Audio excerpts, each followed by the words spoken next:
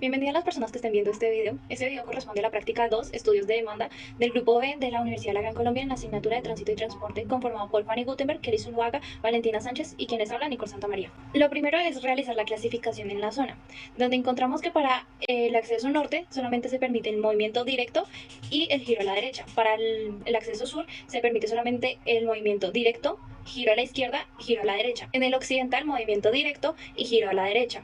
Y en el oriental, el movimiento directo, giro a la derecha y giro a la izquierda. ¿Cómo se logró ver qué movimientos se permitían o no? Fue por las señalizaciones de tránsito presentes en la zona, como podemos ver en esta diapositiva. También por el movimiento de los carros en imágenes. El esquema de localización y movimientos nos permite ver que hay 6 aforos que funcionaron desde las 22 horas hasta las 22 horas del siguiente día. Encontramos una base de datos de 384 periodos de 15 minutos el día 6 de mayo del 2014 para los 4 sentidos. En esta base de datos también pudimos ver que llovió y esto ocasionó un choque simple en el periodo de las 2:45 de la tarde. Número 1 tenemos el sentido del norte hacia el sur, en el que tenemos un estado de demanda con 4 periodos críticos, 8 periodos pesados, 18 medios y 66 bajo. El periodo más crítico de todos se encuentra más o menos entre las 6 y media, que es la gente que normalmente está retornando del norte hacia el sur, que vienen de sus trabajos o de la universidad. Para este sentido se considera que tiene un sentido de demanda baja. De acuerdo con el diagrama de distribución de volúmenes, tenemos que la gente se desplaza principalmente en moto y en automóvil, y también de acuerdo a la demanda, también va aumentando el número de vehículos y motos que pasan por esta zona. De acuerdo con la composición vehicular total, tenemos que la gente principalmente se desplaza en moto con un 46%, en automóvil con un 40%, seguidas de los bucetones y buses especiales. Por último se encuentran los camiones de 2 ejes pequeños y camiones de 2 ejes grandes.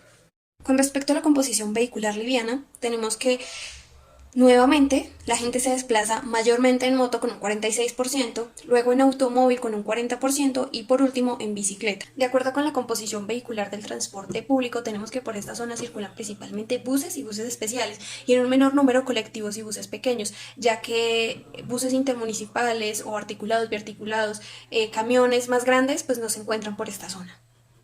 De acuerdo con la composición de camiones, tenemos que en esta zona básicamente se dividen en dos, que son camiones de 2 ejes grandes y camiones de 2 ejes pequeños, ya que los camiones de 3, 4 y 5 ejes o más no se encuentran en esta zona. El sentido número 2 corresponde a la dirección sur-norte. Como podemos observar en esta gráfica, la demanda en las horas de la madrugada es muy baja, pero a partir de las 4 de la mañana esta empieza a aumentar hasta llegar a un estado crítico, donde llega a su pico y de 7:30 de la mañana al resto del día presenta un tránsito bajo medio. Con este valor máximo fue el que tomamos para allá el estado de la demanda, donde nos dice que 2 periodos están en estado crítico, 5 en estado pesado, 6 en estado medio y 83 en estado bajo, por lo que el sentido de la demanda se encuentra en estado bajo, ya que allí está la mayoría de sus datos. En el diagrama de distribución volumen horario, en el diagrama podemos observar que los vehículos que transitan en esta zona son principalmente entre automóviles y motos. Podemos observar también que estas motos circulan principalmente entre las 6 y 7 de la mañana, mientras que los automóviles presentan una circulación constante durante todo el día. En los diagramas de distribución por tipo de vehículo, empezando por la composición vehicular liviana, podemos observar que esta se compone principalmente de automóviles y en una menor cantidad de bicicletas. En la composición vehicular de transporte público, esta también tiene una mayor cantidad de busetas, y para la composición de camiones, este se presenta en una mayor cantidad con camiones de 2 ejes grandes y en una menor cantidad con camiones de 3 y 4 ejes. Sentido 3, este-oeste.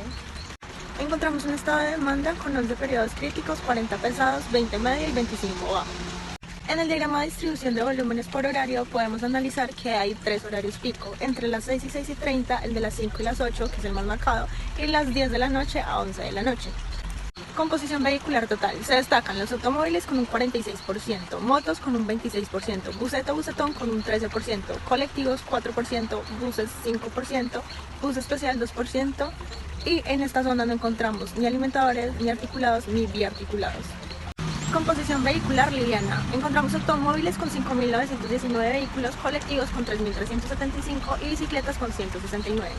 Composición vehicular, transporte público, busetón 1698, buses 704, colectivos 498, bus especial 221, y se destaca que no existen alimentadores en este sentido.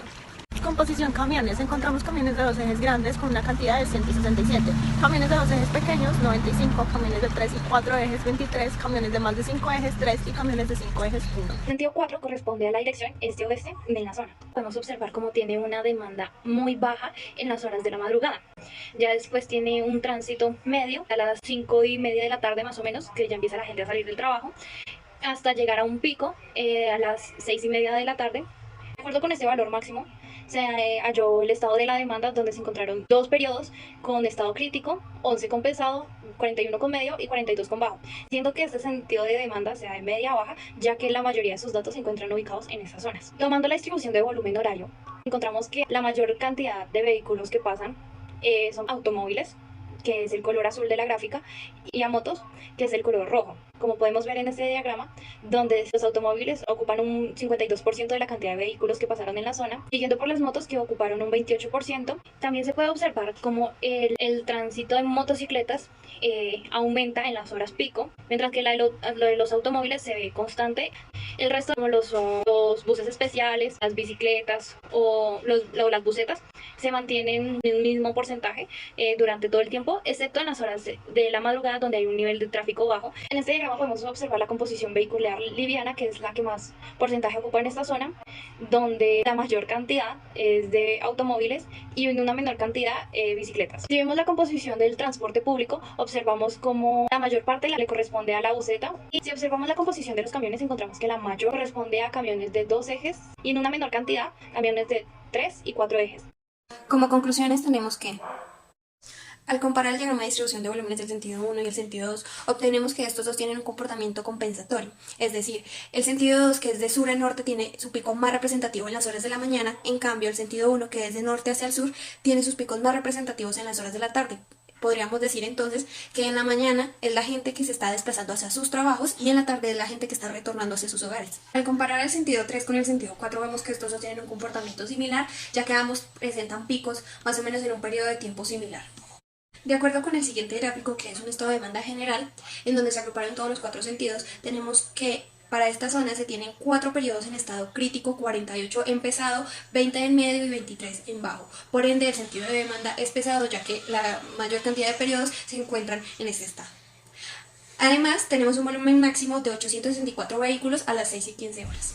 Por último, tenemos que nuestro estado de demanda general tiene un comportamiento similar a la demanda de esta zona, con los datos de la encuesta de movilidad Bogotá 2019. Lo cual nos indica que esto ha tenido una poca variabilidad entre 2019 y 2021. Plano de carga entre las 6 y las 8 de la mañana. Encontramos que la hora pico en este periodo es a las 6:15, en el sentido 1 con 58 vehículos, sentido 2 con 519, sentido 3 136, sentido 4 con 151, para un total en todo este periodo de 6 y 8 de la mañana, un aforo de 6.089 vehículos en toda esta zona.